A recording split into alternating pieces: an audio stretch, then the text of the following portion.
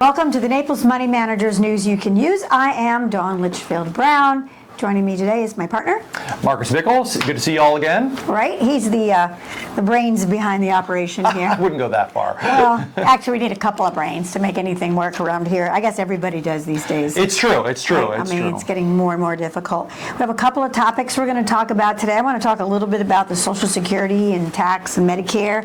A lot of big numbers came out today. Yeah. Thursday is usually a big economic day. And then I want to also talk about a couple of changes we made in the portfolio after our meeting on Tuesday and why we did them. Sure. I think people like to get a handle on what we're actually doing with your money. I mean, I know sometimes it seems like you just leave it here and you never know what's going on. So if you do tune in, like and subscribe, you'll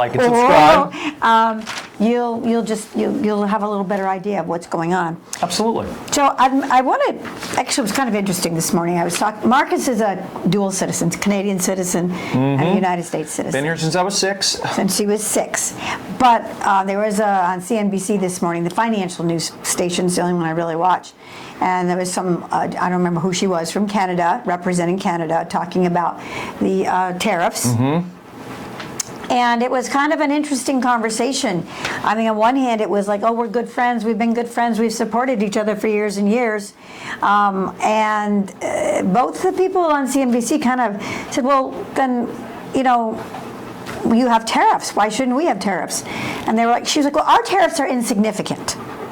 And they said, well, if they're insignificant, why do you have them? And I thought that was, it's kind of boiled down to that kind of thing. And then, of course, they talked a little bit about there was a treaty and that kind of stuff. But it really does make a little bit of sense. If you're going to put a tariff on us.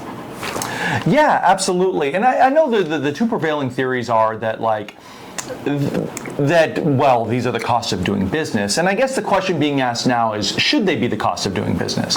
If they're willing to do that, are we really gaining enough to be putting up with these tariffs? And right now we're seeing if that's a no. So we'll have to see how that really shakes out. And I think that you can't say yes to one country and no to another. I mean, if you're going to have this rule, like if you're going to tariff us, we're going to tariff you. Oh, I think you absolutely can. You can't, well, yeah, but maybe not at the beginning. Maybe. I think, especially as the United States, we can play favorites. And if people call us hypocrites, well, what are they going to do? I don't know. I don't want to be a hypocrite, though. I don't know. Hypocrisy is like self-flagellation. Like people worry about it a lot, but at the end of the day, who are you caring that China is criticizing us for being unfair? Russia? Yeah. Europe? I mean, at the end of the day, I think America should do what's best for America. Okay, I'll give you that one. All right, the other couple of things that I thought were interesting was speaking of trade. Sure. The trade deficit came out at 131 billion. It was expected 128 billion, but the 131 billion is one of the largest deficits we've had. It's almost double. Yeah, I mean, and it makes sense. The dollar's really strong right now, so people are not importing a lot of stuff from the United States. It's expensive, and our dollar's going a lot further. We're a consumer nation. So what that really means is we are importing more than we are exporting. Yeah, that's the trade deficit of $131 billion. Yeah. That's something interesting to always watch, and I think it'll be interesting to watch that number as these tariffs progress or degress. If there's such a word. And so I thought that was kind of an interesting number. Jobless claims, these are the reason I'm talking about these numbers today is because we have all this layoff happening in the government and a lot of things happening out there. So these numbers are going to be very important, and they're going to change a lot. So they came out at 220, the jobless number, 221,000 versus 235 was the estimate. So it's a little bit less. Labor costs were actually came out a little bit better than they thought they would, which was kind of good. And the cost, what was it? The cost of labor, I lost it, labor cost. The labor cost was not as high.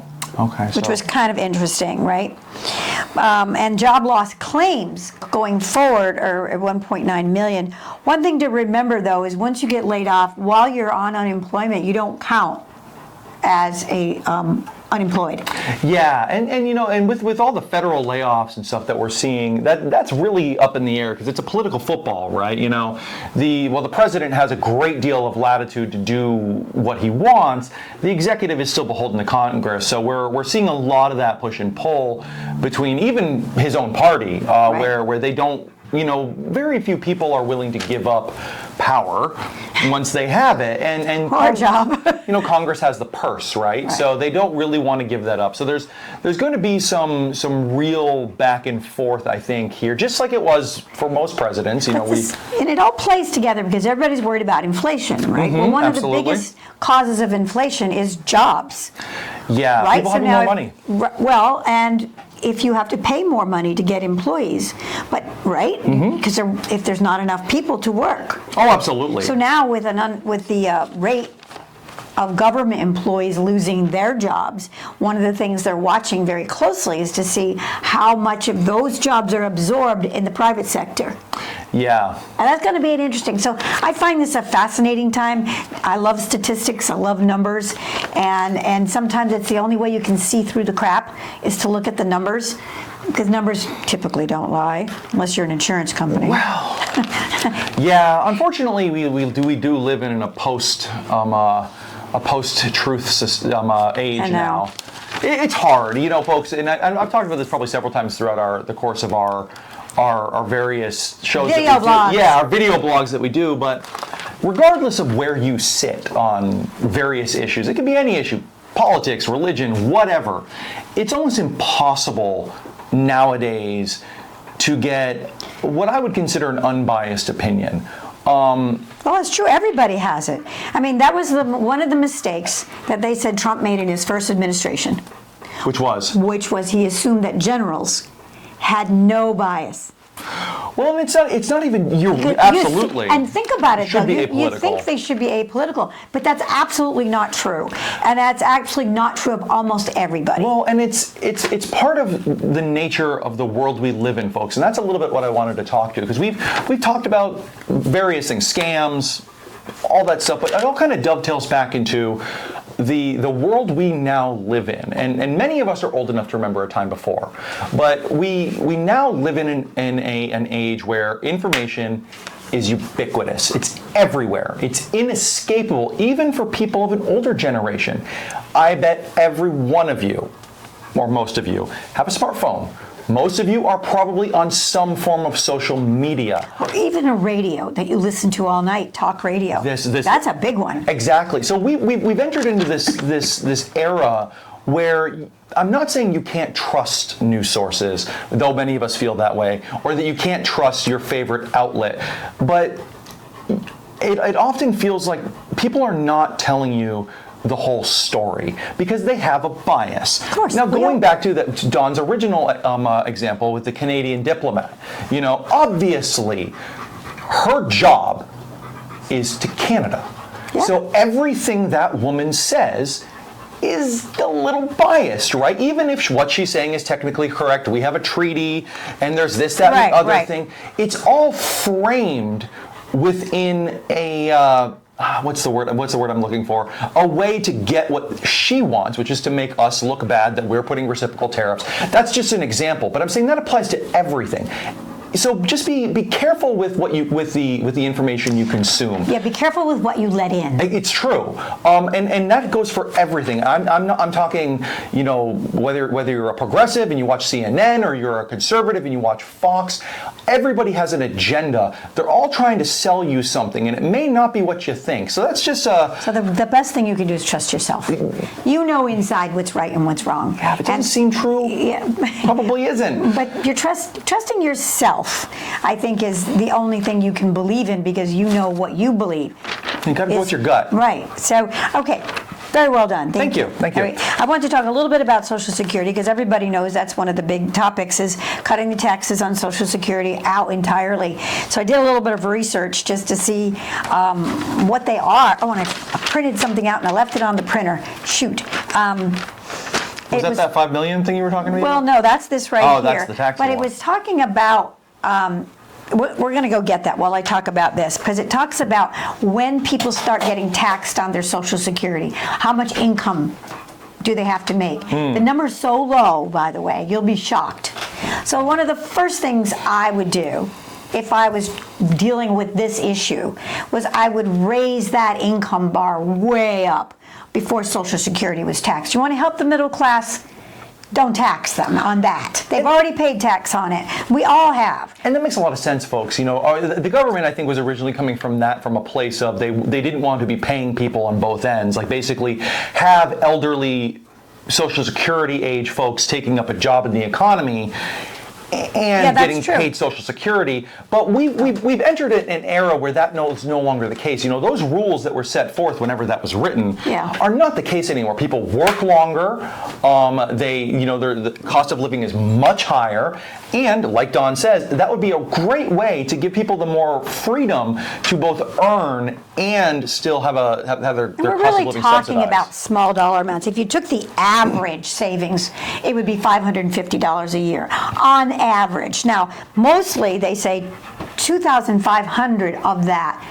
So those people earning $5 million or more, which is 0.1%, would save $2,500.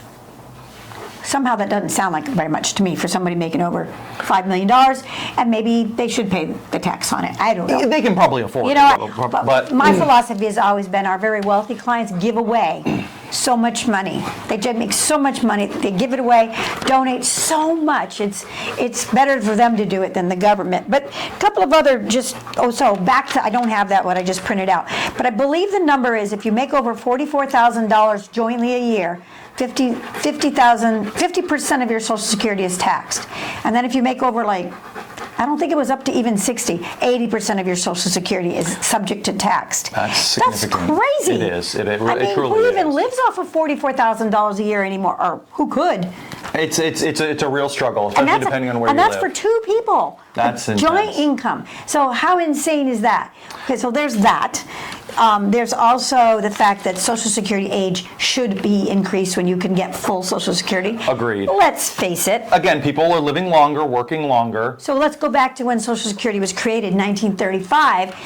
It was only on men. It started at age 65, and I believe the average age of a man was 62 and a half. Yeah, most didn't live to collect it, folks. So they never intended to really pay it out, right? So you look at how these things have changed, with the invention of penicillins and some of these other things that have just extended our life so much longer. Yeah, people live well into their 80s and 90s now, and that's a long time to be paid out. I'm not trying to say that you didn't deserve it, because obviously your working life, but from a purely numbers standpoint, that's a large amount of people. And unfortunately or fortunately, there's more people living longer than there are people dying earlier. Yeah, absolutely. I'll look at my brother, gone at 66, collect for 1 year. Which is a rarity nowadays. My husband collect for maybe 3 years. Yeah. It's amazing how many people die young, but there's way more living longer, and that's the good news. It is. But anyway, so I think that can be changed. The method by which they calculate the inflation factors, the index they use. I can't remember exactly. They could adjust that. They can adjust that index, because some of that's a little bit way out of whack as well. And I've never seen Social Security go down. If inflation went down. No. That I know of. Now, I might be wrong, so you can always fact check me. Yeah. But so the real problem, even though Social Security is scheduled to run out by 2035, okay, that's around the corner. It is. It's not really scheduled to run out. I think what that means is at that point, and this is another way to fix it, is they reduce the benefit. So instead of you getting 100% of what you think you're going to get, let's say $2,000 a month, you'll get 80% of that. And that will extend it to match the amount of workers paying in. So there's all this going on. Medicare is the biggest problem. And I can't even see a solution to Medicare. You cannot predict how long people will be sick. You can't predict how many will be sick. There's no way to quantify what happens with Medicare. Yeah. It's a huge problem. And the longer people are living, the longer the Medicare has to pay out as well. Well, and exactly to Dawn's point, it's a multi-step problem. Like Dawn is absolutely right that Medicare is almost impossible to get your arms around, because every problem is either lifetime or nebulous. You don't know how long it's going to be. And we have I think, the most expensive healthcare system on the planet. As I'm sure many of you know, because we all have insurance, many of you have been to the hospital, you know what one of those bills looks like. So for that to be paid out by Medicare is really expensive, and there's also a couple of caveats to Medicare. Like, Medicare isn't legally allowed to negotiate pharmaceutical prices with the pharmaceutical companies, so they're paying the maximum rate, which is kind of like, that doesn't make sense, right? And maybe that's true for hospitals as well. I've been using my hip replacement as my example. This is a good one. Because I don't have Medicare Part B and D, and don't yell at me, I've got my reasons for that. She does. So when I had to have my hip replaced, even though if you don't go in the hospital, they consider it outpatient. Yeah. Okay, so Part A won't pay for that because it only pays for hospitalization. So even though my heart doctor said, no, she needs to stay overnight, Medicare still says it's a 23-hour procedure. They won't count it as a whole day overnight. Which is insane. Which, so an that's insurance company. Part of it. But the other part was I could go in and pay a flat rate of about $22,000, stay as long as I needed to, or I could let them go ahead and try and submit to Medicare. Medicare would have charged $145,000. 145 versus like 22. And if they refused to pay it, then I would have been subject as a self-pay to pay 35% of that, which is still way more than the 22 I paid. So when you look at these weird numbers and how crazy they are, it's no wonder these systems are broke. They need to be fixed. I think Dawn's absolutely right to her suspecting about the hospital. I'm fairly certain, given the number disparities there, that the hospital is just charging Medicare the maximum amount for that procedure, which is insane. Like, why can't our government negotiate with these private institutions so that we're not wasting taxpayer dollars? I think Dawn is... At least for Medicare. Yeah. Yeah, I mean, but anyway, so we digress. Let's talk really quick, because we probably talked too long. We've been here on a while There's now. a lot going on today. So real quick on the portfolios, we've made a couple of changes in light of what we've been talking about, which was a really rough quarter, maybe two. Yeah. So why don't you talk about that? So we're extending the amount of cash we're holding right now. We're holding roughly about 20% cash in our portfolios. It's not specifically cash. We've actually put it into a money market, the FDRXX. It is the Fidelity money market. Government money market. Government money market. Very, very stable and very liquid. Also pays about 4.8%. That's not half bad, right? Yeah, we've really been looking at the market, and with everything that's going on, despite the fact that we are very optimistic long term, short term we might have a flat year, folks. Like, it could be 6 months, it could be 12, and in that case, 4.8% sounds pretty good if the market's going down. Now, outside of that chunk of dry powder that we're keeping for opportunities that present themselves, we're paring back some of our less performing stocks. We typically have parameters for when a stock breaks below a certain loss, we will sell it, and that's how we're generating the cash to buy into the money market. And then, even despite all of that, we are looking for a few opportunities out there. And we have done a few. We have Apple. We bought Apple. Apple's a good buy right now. It's down again today because the market's under a little bit of pressure, but it's consistently off its highs, and it's held together despite being off its highs more than the rest of the market. So we're pretty optimistic about that. They have a good product line. And then we wanted to buy Netflix, but it was like $700 a share. Yeah, it's and very we're expensive. We really liked it. We were thinking about buying it. Everything looked really good. It did. You know, Netflix makes money like gangbusters. They really, really do. But to Dawn's point, the price is really, really high. And that makes it difficult because we, as option writers in your portfolios, have to own 100 shares. So 100 shares at $700 a share is a lot of money, more than we typically like to invest in a stock. So instead of that, we wrote a put, which, if you don't know, that gives someone the right, if a stock hits a certain price within a certain time frame, to make us buy that stock. Now, for that right, they gave us $70 a share. So what that is really like, when you pay an insurance company a premium to protect your home or your car, you never really expect to get anything for that, but you know if the worst happens, you're protected. Well, that's what happens. These people who happen to own Netflix want an insurance policy that if it dropped from $700 to $500, they have an insurance policy out there that guarantees them $600. So they can make us buy it from them at $600, and they gave us $70 a share for that piece of insurance. We keep that $70 no matter what. If we get put the stock at $600, well, we loved it at $700. Want to own We're going to Netflix. like it at $600, plus we got $70, so we really own it at $530. 630. No, if you Oh, got you're 600. You know, you're right. Absolutely. 530. My fault, folks. But you know, it's kind of interesting because I love talking about this kind of Yeah, puts are very interesting. management, how we can manage the stock market. It doesn't have to manage us. We can manage it. And one of our clients that was, and maybe they're listening, he said the other day, he goes, you know, I love this stuff. He goes, and anytime I tell anybody I'm doing covered calls, first thing they said was, oh, you need to get out of that. That's the most risky thing you can do. And then I always say to them, no, those are naked calls. Naked calls. Naked is risky. Covered is safe, and that's all you need to know. And it's absolutely the truth too, because you know, you'll see options, and I know we've gone a long time, folks. This is the last thing. Options are really popular right now, especially amongst retail investors. But it's specifically the kind of options Dawn is talking about, naked options. Reason why they're popular is they let you control Large sums of stock. for a very specific amount of money. You know what you're paying, and it's not quite like gambling, but you're basically saying by this date, kinda. it's going to hit X. It's definitely gambling, in my opinion. And I'm going to put down $5,000. But you own nothing. You just have a contract. Yeah. And when that happens, if you don't hit all of those parameters, you're out that money. Here, you own the stock. Yeah. So whatever happens at the end of the day, We're never you naked. physically have something. Yeah, it's We're always covered. We can always deliver the stock to whenever.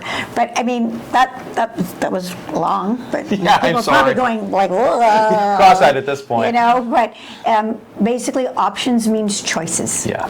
Just That like it allows sounds. us to we have choices when it comes to up markets, down markets, sideways markets. Mm-hmm. With that, we're going to close out. Absolutely.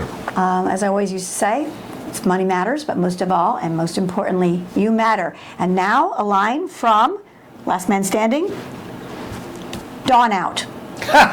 Remember, like and subscribe, folks. We'll see you next week.